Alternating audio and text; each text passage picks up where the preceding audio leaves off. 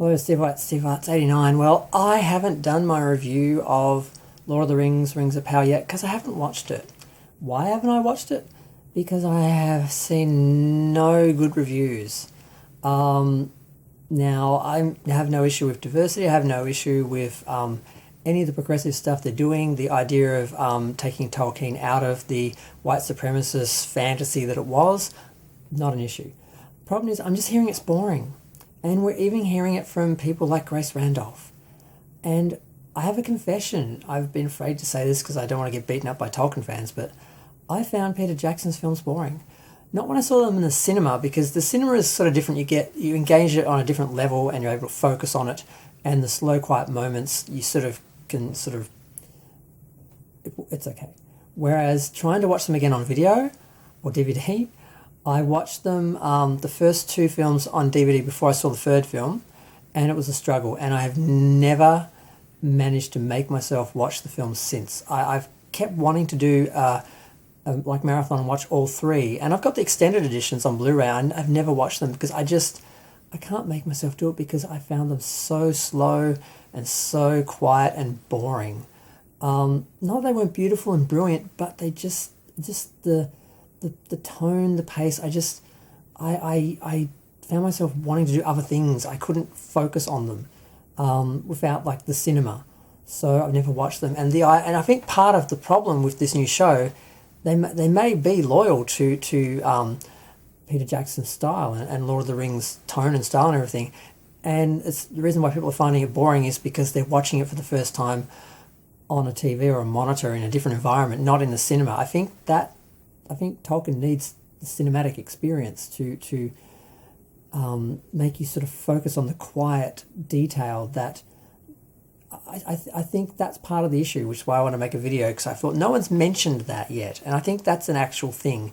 And the other issue that's happening that I wanted to mention, and I can't see how long I'm talking. Okay, that's better.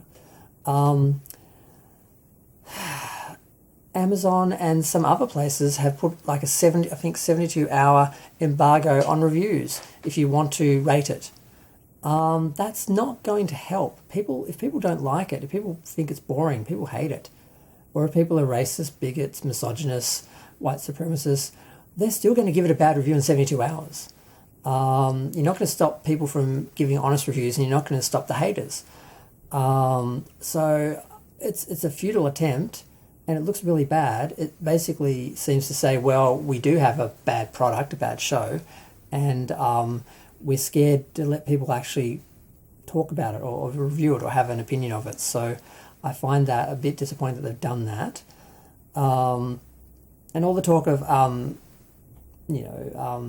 review bombing and everything, that's true, that's getting review bombed, but it gets shows like this that are political when the people who are making it make a political statement and make it clear they're making a political series.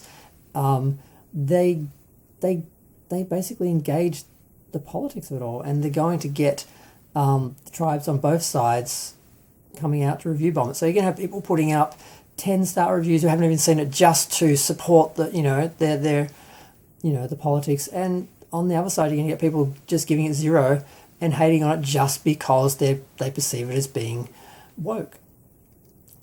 So it's just all ridiculous, and I'm really surprised at how ridiculous it's getting.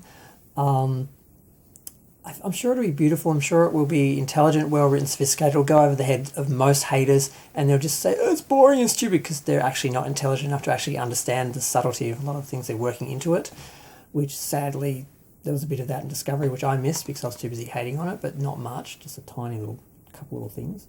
But this series is probably going to be full of that, and the haters, because they are less intelligent people, they're not going to be able to get it, or they're just going to refuse to get it and just hate it for the sake of it, because that's what they do. They hate for the adrenaline of it all, and because it suits their politics and helps to support the things that they support and helps to stop progress of other things.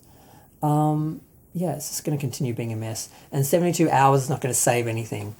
But at the same time, it is getting a lot of real reviews of people saying it's boring, legitimate media reviews saying it's boring, and you can't escape that, and you can't blame all those people. You can't just put them in the group with the haters and just say, oh, they're all a bunch of racist homophobes.